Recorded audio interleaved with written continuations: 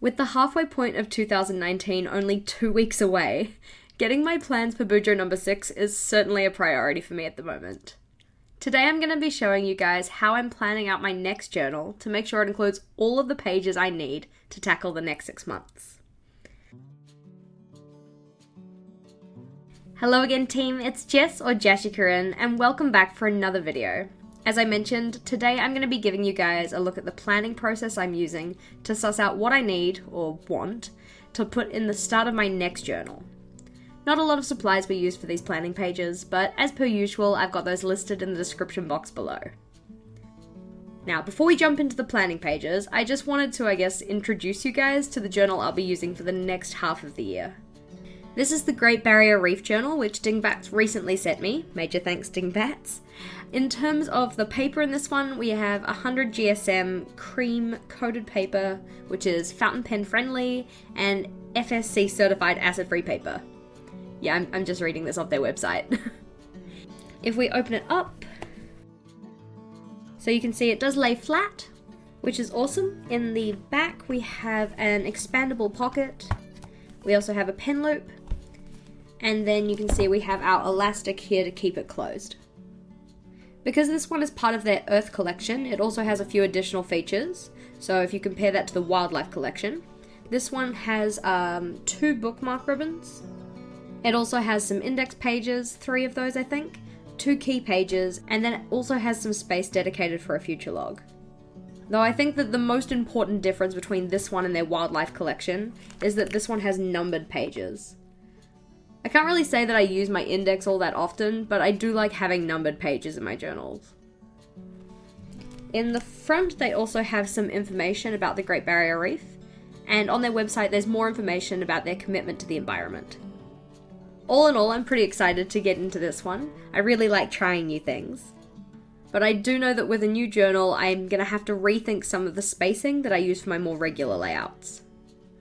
To make sure that I've kind of considered that, in the back where I've started doing a little pen test page, I've also made myself a horizontal spacing breakdown, just so that I can refer to this as I set up my start of Bujo pages if necessary. In the Dingbats, we have 28 squares across compared to the 26 that I'm used to from the Scribbles That Matter. Putting this one aside though, we'll see more of him next week. For today, we're going to be focusing on my planning. Now to start with, I do have to admit that I didn't really plan out the order of these pages very well, so I am going to be turning back and forth a little bit. But for the first page here, we have my migration page. This is where I'm listing out any tasks, events, or information that I want to transfer from this journal to my next one. In terms of the events I have here, these are just the ones that I pulled off my etc. section on my current future log, as well as any others that I've been able to think of. Some of these are grouped, so for instance, for the school calendar one that I have here, this is more just a reminder that I need to look at my school calendar to collect those upcoming events.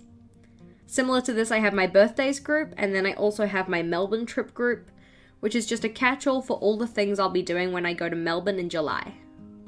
Up the top here, I've also noted down some of the tasks that need transferring over, but I know that by the end of this coming week, I'll have quite a few more notes on this page for things that do need migrating. Turning the page, the next spread I have are for any thoughts I have about my next journal and spread ideas I have for the things I want to include. You can quite obviously see that I made a mistake here when writing out my title, so to fix this one I just did an up hat A to shove that in. I figured that fixing that mistake wasn't really going to be worth the hassle, and I'm not overly fussed about the fix that I've done. I also actually lost the game of lettering chicken when doing this header. The title's supposed to be thoughts, not just thought, but oh well, it happens.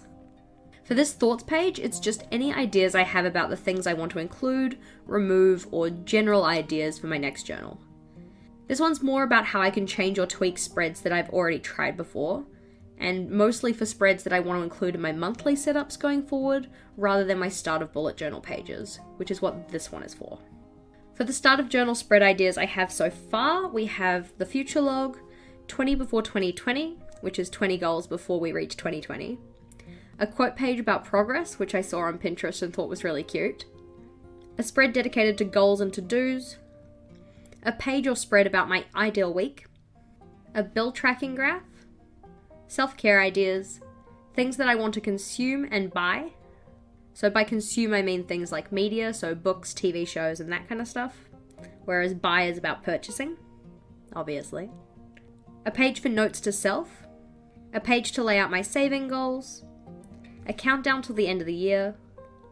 A list of the challenge weekly spreads that I'm going to be doing.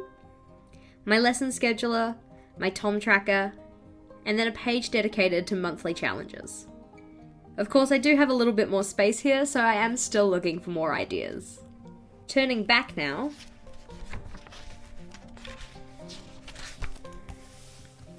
we have the typical page I like to use to plan out how I want my pages to look.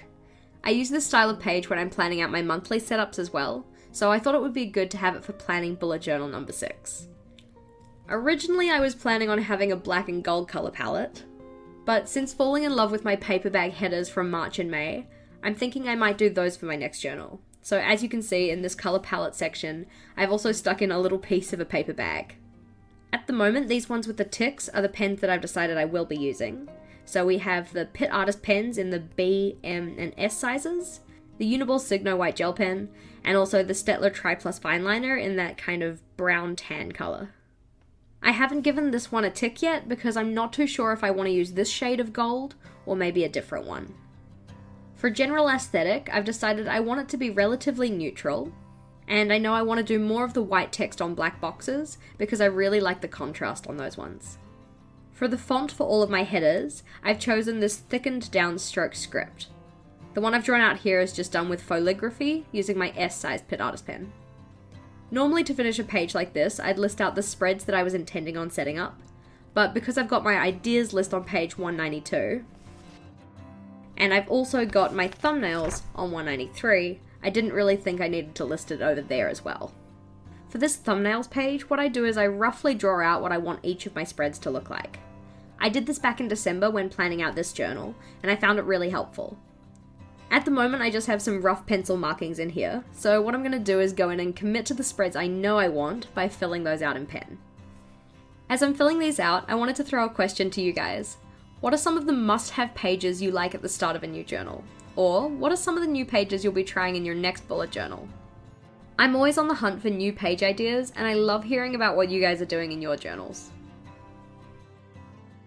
You can see these thumbnails are really rough, and quite messy. They're just there to give me a loose impression of what the spread will look like. I promise the spread won't be as poorly drawn.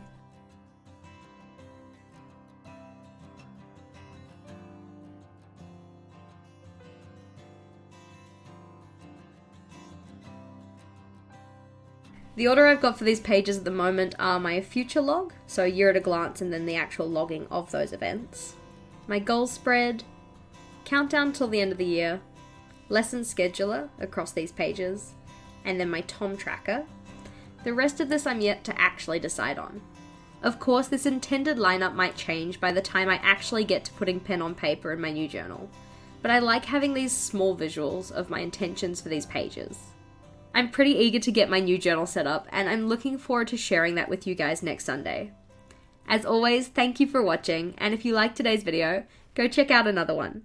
Until next time, bye!